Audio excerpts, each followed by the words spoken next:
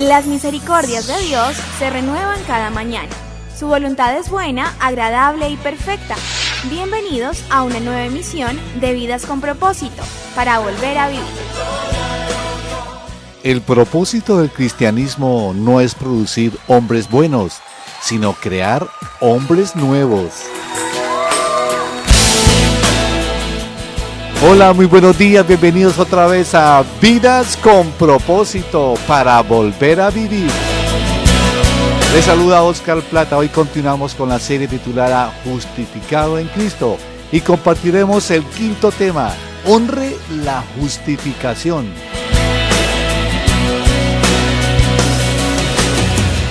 Tú nos creaste con un propósito.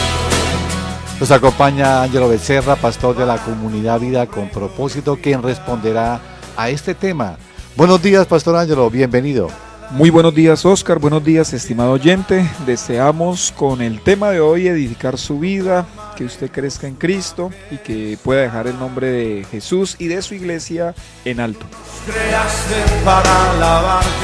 Pues oyente, usted puede volver a escuchar el tema de hoy y todo lo demás de esta misma serie a través de nuestro canal en YouTube, escribiendo en el buscador de esta página Comunidad Vida con Propósito. Allí encontrará los diversos temas y series que emitimos en este espacio. Lo puede hacer en cualquier horario y compartirlo también a otros.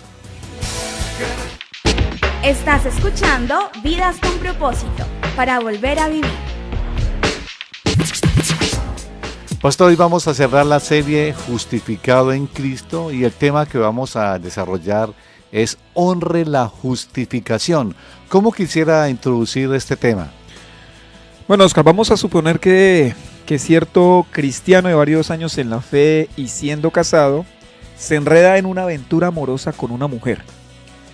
Luego de mantener en secreto su relación adúltera y ser descubierto por su esposa, entonces decide abandonar a la mamá de sus hijos e irse con la otra mujer que, para colmo de males, también es cristiana. No es colmo de males que sea cristiana, sino que haga eso como cristiana, ¿no? El cuadro se torna más desolador porque el cristiano en mención era el pastor de la iglesia. Lo que acabo de describir es un cuadro que quedó registrado en mi memoria, en mi mente, porque lo viví siendo asistente de esa iglesia cuando tenía tan solo 6 años de edad, por el año 1981. Yo pregunto, ¿será que podemos cuestionar la conversión de este pastor que yo estoy hablando? Claro que sí. Pero vamos a suponer que algún día, muchos años atrás, tal hombre, siendo un vil pecador, se había vuelto a Cristo genuinamente.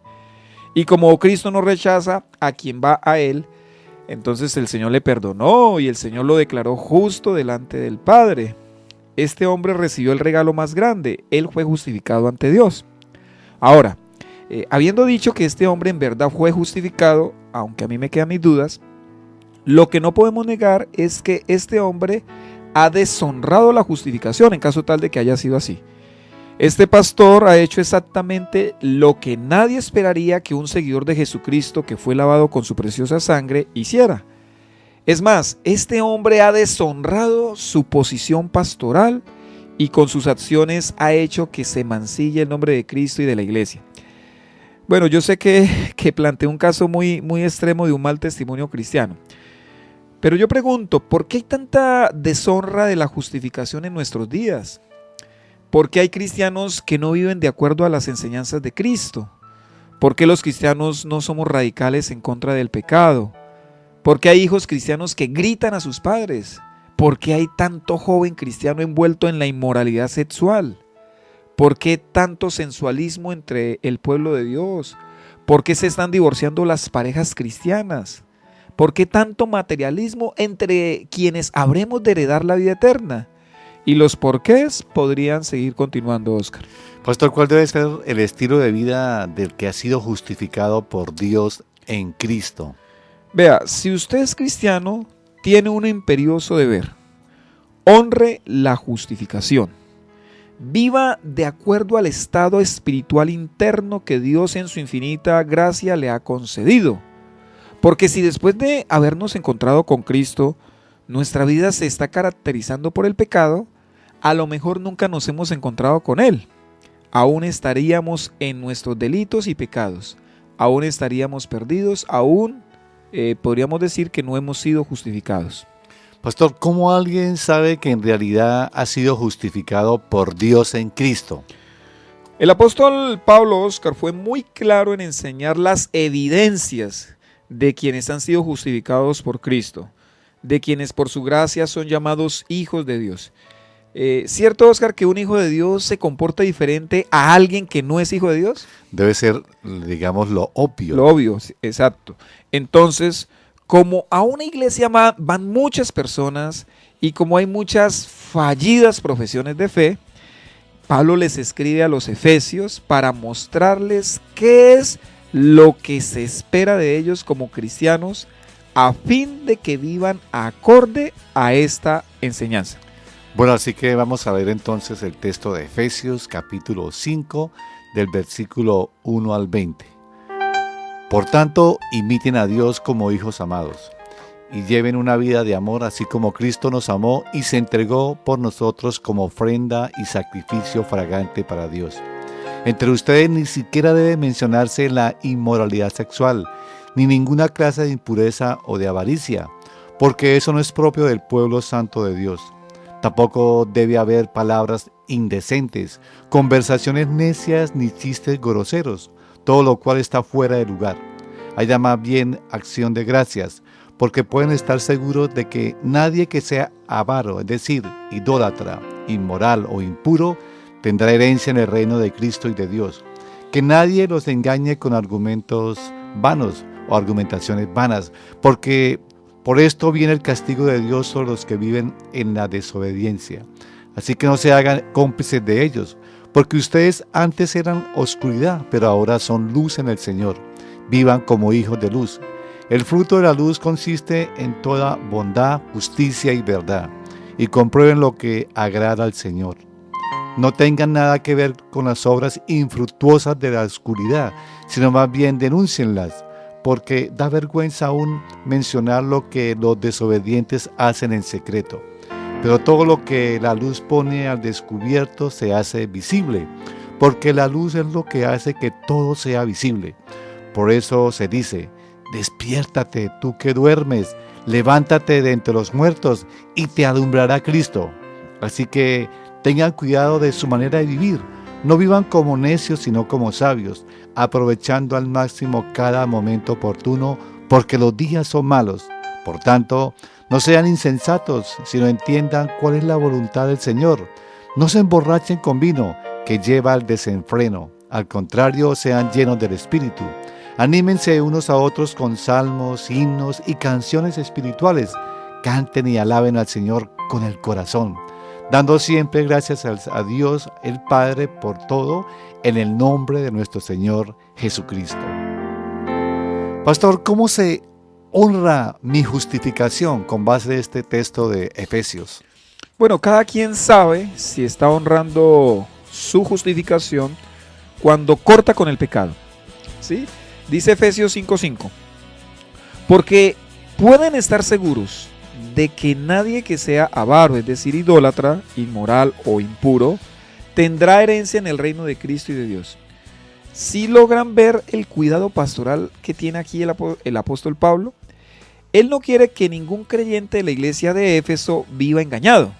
Así que él muestra con suma gravedad el pecado y su respectiva consecuencia.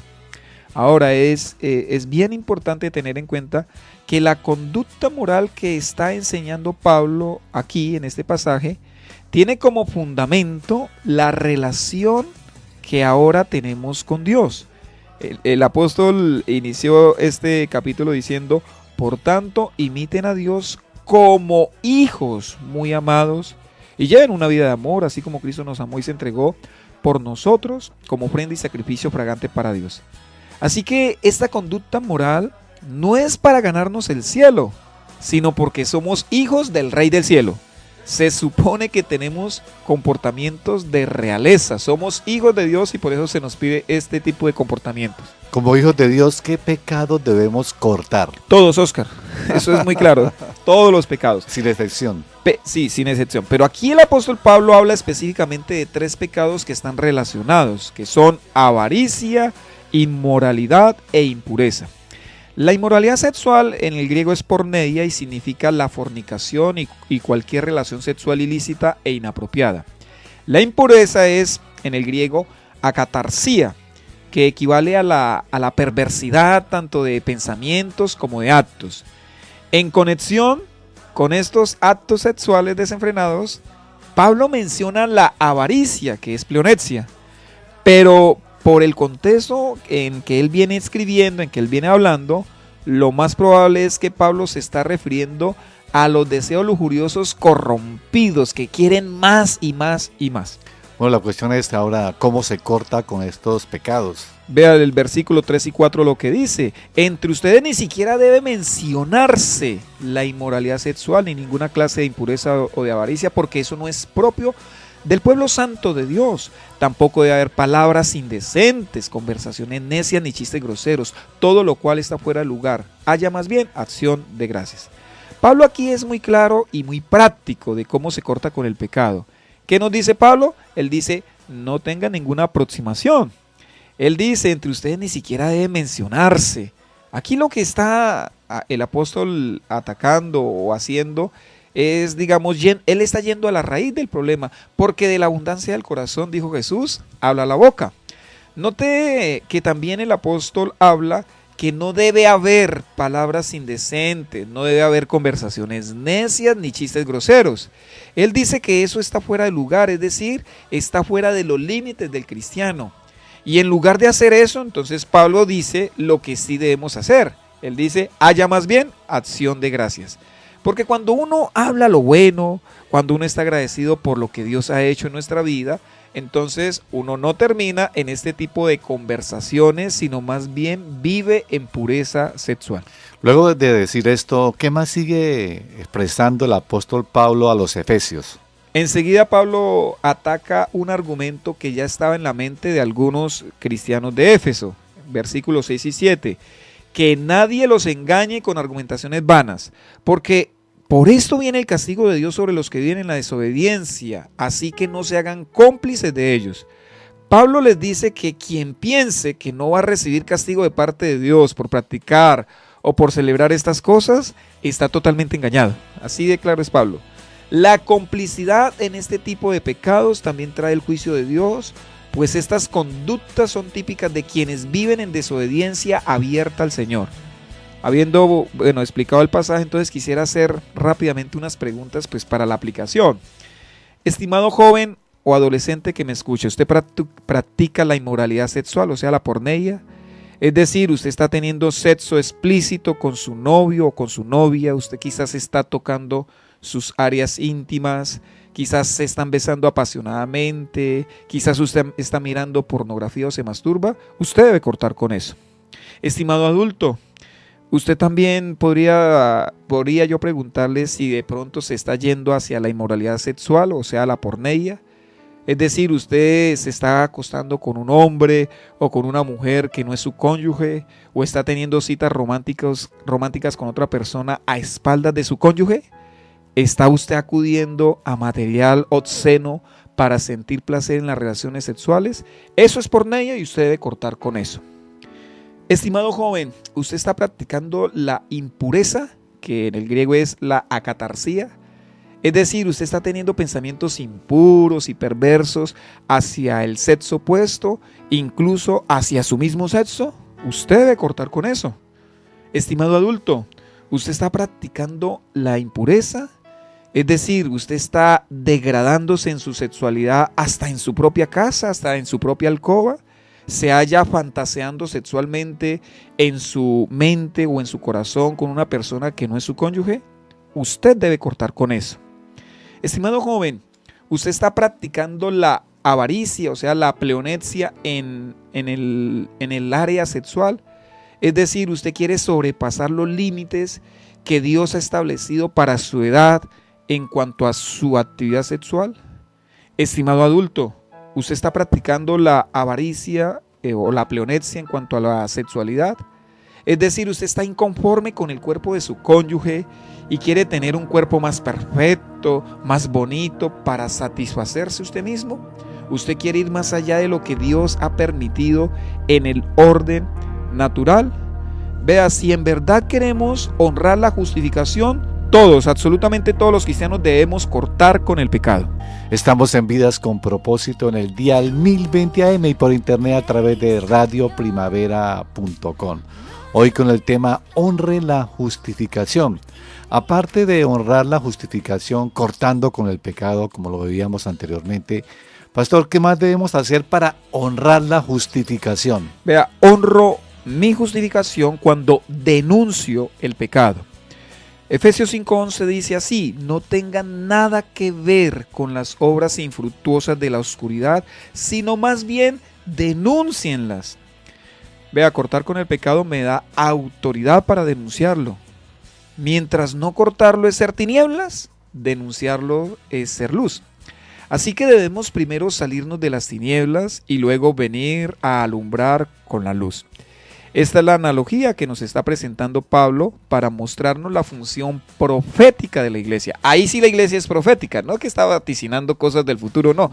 Cuando la iglesia proclama la palabra está cumpliendo con su función profética. Cada creyente tiene la responsabilidad con su vida, pero también con sus palabras, de poner en evidencia el pecado. Esto quiere decir que, en primer lugar, mi forma de vivir debería cuestionar irrefutablemente el estilo de vida de los no creyentes que están a mi alrededor y están observando mi conducta. Pero aparte de esto, cada cristiano debería tener el valor, ya que es su responsabilidad, de no quedarse callado y con palabras audibles, quizás con caracteres escritos y quizás con otros medios explícitos de comunicación. Cada cristiano debería denunciar el pecado. Frente al pecado, el silencio no es una opción para el cristiano, ya que delante de Dios lo convertiría en cómplice. Efesios 5:7 lo dice, así que no se hagan cómplices de ellos. Como eso es tan delicado, ¿podría darnos un ejemplo? Bueno, vamos a ver un ejemplo. Dios no solo espera que una pareja de novios cristianos vivan su noviazgo de una forma diferente, lo cual significaría cortar con el pecado, sino que el Señor también espera que dicha pareja haga sentir incómoda a toda pareja de novios que viven de acuerdo a los estándares del mundo. Porque juzguemos, si una pareja de novios que son cristianos se tocan, se besan, se pelean, se reconcilian, se acuestan, se desean, viven apasionados y demás, pues tal cual lo hacen las parejas de novios que no son cristianos, yo pregunto, ¿dónde está entonces la diferencia? Ahora, si el novio cristiano no hace nada de eso, o sea, ha cortado con el pecado o no se ha involucrado en el pecado, ¿cómo puede ser posible que teniendo él un amigo o un conocido no cristiano y éste le cuenta sus aventuras sexuales que tiene con su novia, cómo puede tal novio cristiano no decirle nada a su amigo? ¿Cómo podría guardar silencio sin corregirle, sin advertirle de su conducta pecaminosa? ¿Cómo él sería capaz de no confrontar a su amigo frente a su pecado y mostrarle que eso deshonra a Dios y que él se está exponiendo pues también al juicio de Dios? Así que la función de los cristianos no solo es vivir en pureza, sino con la palabra de Dios ser la voz profética denunciando el pecado. Pastor Ángelo, ¿por qué no lo hacemos? ¿Por qué no queremos denunciar el pecado? Yo creería, Oscar, que hay dos razones. La primera tiene que ver con nosotros, es que nos da pena, nos da temor, nos da vergüenza, no queremos parecer ante los demás como entrometidos, cavernícolas, fanáticos. Sencillamente no queremos comprometernos con la verdad o con la luz del Evangelio. La otra tiene que ver con el reino de las tinieblas. Es que el maligno y sus fuerzas infernales están empecinados para que quienes conocemos la luz no la extendamos. Satanás no quiere que ningún cristiano irradie la luz del Evangelio. ¿Por qué? Pues porque la luz del Evangelio es la única fuente de poder para disipar la oscuridad. Fue por eso que Pablo dijo en el versículo de Efesios 5, 11 al 14, no tengan nada que ver con las obras infructuosas de la oscuridad, sino más bien denúncielas, porque da vergüenza aún mencionar lo que los desobedientes hacen en secreto. Pero todo lo que la luz pone al descubierto se hace visible, porque la luz es lo que hace que todo sea visible. Por eso se dice, despiértate, tú que duermes, levántate de entre los muertos y te alumbrará Cristo. Permítanme ejemplificarlo de este modo. Es como cuando uno entra a una habitación a medianoche. Vamos a suponer que todo está sucio, desordenado, como decimos, rebrujado, ¿cierto? Nadie se da cuenta de eso hasta que prendemos la luz. Del mismo modo, nuestros familiares, nuestros amigos, nuestros vecinos, nuestros compañeros de trabajo no saben y no han visto cómo están viviendo ellos. Por favor, entonces vaya usted a sus vidas y préndale la luz. Permita que la luz del poderoso evangelio de Jesús que usted ha creído ilumine la vida de ellos. Pero alguien podría preguntarse, ¿qué pasa si no me creen? ¿Qué pasa si no aceptan la luz? No importa, sea usted luz. Esa es su responsabilidad. Denuncia el pecado, pero tenga la sabiduría de hacerlo con la gracia que pues también proviene del evangelio. No se trata de condenar a las personas en vida, no, o sea, ¡ay, para el infierno! No, muestre las consecuencias del pecado. Lo que se trata aquí es mostrar con la palabra de Dios pues lo que se está haciendo mal y la solución que solo está en Jesucristo. Juan 3, 19 al 20 dice así: esta es la causa de la condenación, que la luz vino al mundo, pero la humanidad prefirió las tinieblas a la luz, porque sus hechos eran perversos. Pues todo el que hace lo malo aborrece la luz y no se acerca a ella por temor a que sus obras queden al descubierto. Vea, quien viendo el pecado en el mundo hace caso omiso y no lo denuncia con la excusa de que él mismo no lo está practicando, de alguna manera está deshonrando la justificación. Pero recordemos lo que hemos visto hasta el momento: cortar con el pecado y denunciar el pecado. Es lo que debemos hacer para honrar la justificación. Pastor, ¿de qué otra manera, para finalizar, debo honrar la justificación como cristiano? Bueno, honro mi justificación cuando hago la voluntad de Dios. Efesios 5:17 dice, por tanto no sean insensatos, sino entiendan cuál es la voluntad del Señor. En el versículo 15 hay un conector importante, dice, así que. Bueno, así que ¿qué? Dice Pablo, así que tengan cuidado. ¿Cuidado de qué? Bueno, dice Pablo, de su manera de vivir. A mí siempre me ha parecido que una señal de tránsito que dice cuidado es para mi bien. Yo no creo que está allí esa señal para hacerme perder el tiempo, para amargarme la vida, para sembrarme terror. Más bien está ahí para ayudarme a que no tenga contratiempos, está allí para alegrarme la vida, pues no me va a pasar ningún peligro. Y está allí porque eso me va a dar paz y me va a dar seguridad, obviamente si respeto esa señal de tránsito.